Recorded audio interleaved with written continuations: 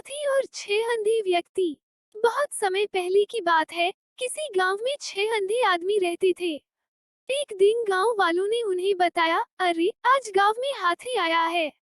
उन्होंने आज तक बस हाथियों के बारे में सुना था पर कभी छूकर महसूस नहीं किया था। उन्होंने ने निश्चय किया, भले ही हम हाथी को देख नहीं सकते, पर आज हम सब चलकर उसे महसूस तो कर सकते हैं ना। और फिर वो सब उस जगह की तरफ बढ़ चले जहां हाथी आया हुआ था। सभी ने हाथी को छूना शुरू किया। मैं समझ गया, हाथी एक खंभे की तरह होता है। पहले व्यक्ति ने हाथी का पैर छूते हुए कहा, अरे नहीं, हाथी तो रस्सी की तरह होता है।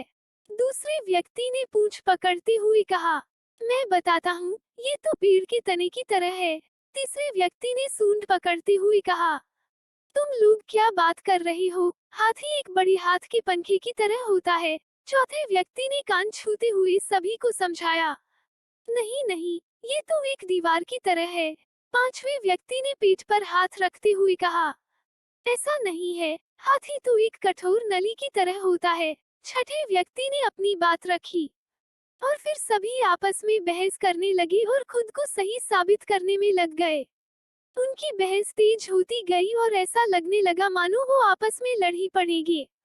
तभी वहां से एक बुद्धिमान व्यक्ति गुजर रहा था। वो रुका और उनसे पूछा, क्या बात है, तुम सब आपस में झगड़ क्यों रहे हो? हम ये नहीं तय कर पा रहे हैं कि आखिर हाथी दिखता कैसा है, उन्होंने ने उत्तर दिया। और फिर बारी बारी से उन्होंने अपनी बात उस व्यक्ति को समझाई। बुद्धिमान व्यक्ति ने सभी की बात शांति से सुनी और बोला, तुम सब अपनी अपनी जगह सही हो।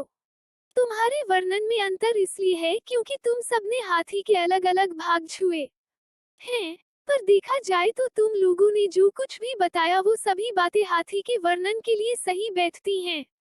अच्छा, ऐसा है, सभी ने एक साथ उत्तर दिया। उसके बाद कोई विवाद नहीं हुआ और सभी खुश हो गए कि वो सभी सच कह रहे थे।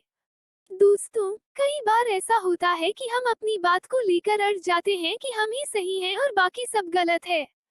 लेकिन यह संभव है कि हमें सिक्के का एक ही पहलू दिख रहा हो और उसके अलावा भी कुछ ऐसे तथ्य हों जो सही हों। इसलिए हमें अपनी बात तो रखनी चाहिए पर दूसरों की बात भी सब्र से सुननी चाहिए और कभी भी बेकार की बहस में नहीं पड़ना चाहिए।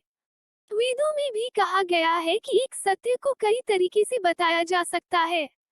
तो जब अगली बार आप ऐसी किसी बहस में पड़े तो याद कर लीजिएगा कि कहीं ऐसा तो नहीं कि आपके हाथ में सिर्फ पूंछ है और बाकी हिस्से किसी और के पास हैं।